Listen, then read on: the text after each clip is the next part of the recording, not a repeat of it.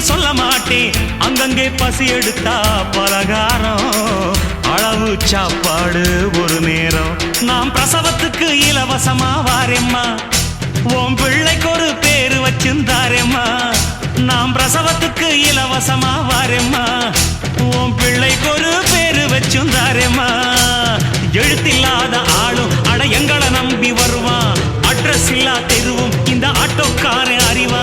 இறக்கமுள்ள மனசுக்காரண்டா, நான் ஏழைக்கெல்லாம் சொந்தக்காரண்டா, நான் எப்பொழுதும் ஏழைக்கெல்லாம் சொந்தக்காரண்டா.